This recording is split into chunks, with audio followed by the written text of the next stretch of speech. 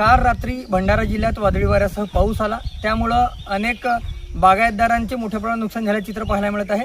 आपण सध्या भंडाऱ्याच्या तिड्डी या गावी आहोत। बघू शकतो आपण आंब्याचे झाड आपल्याला पाहायला मिळतं। इथं पूर्णपणे जो बार आहे तो झडून गेलेला आहे। बघू शकतो एक दोन आंबे आपल्याला इथं पाहायला मिळतात, मात्र बाकी जो बार आहे तो पूर्णपणे इथं झडलेला पाहायला मिळतो आणि त्यामुळं या उत्पादकांचे जे आहेत मोठ्या प्रमाणात नुकसान झालेले आहेत। बघू शकतो खाली अक्षरशः आंब्यांचा सडा पडलेला आहे, बारही पूर्णपणे झडलेला पाहायला मिळतो आणि त्यामुळं शेतकरी जो आहे, बागायतदार जे आहेत ते आता हवालदिल झालेले आहेत। आणि आपल्यासोबत बोलण्याकरिता या बागायतचे जे मालक आहेत मने गुरुजी, ते आपल्यासोबत आहेत। आपण तिथे थेट जाणून घेऊया, काय सांगाल आपलं या बागायतीचे काय नुकसान झालेलं आहे काल आलेल्या वादळी वाऱ्यामुळे?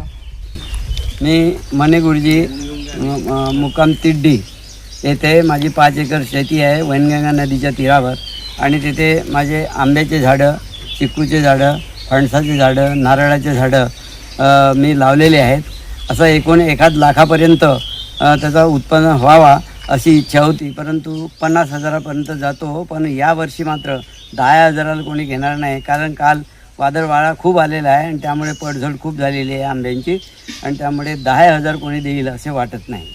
नक्कीच खरं पाहायला गेलं तर दरवर्षी 50,000चे आंबे तरी यांच्याकडून यांच्या बागायतीचे जात होते व्यापाराला, मात्र ते यावेळी जाणार नाही, कारण की वादळी वारा इतका जोरदार आला की पूर्ण अक्षरशः बार इथं झडून पडलेला आहे आणि मोठ्या प्रमाणात या बागायतदार शेतकऱ्यांचे जे आहेत नुकसान झालेले आहे। त्यामुळे आता कुठतरी हा शेतकरी जो आहे हवालदिल झालेलं चित्र पाहायला मिळत आहे।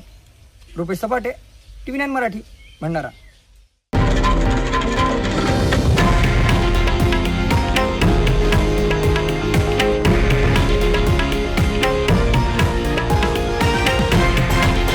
हे आहे देशातील नंबर 1 न्यूज नेटवर्क आणि आपण पाहत आहात TV9 मराठी, एकमेव।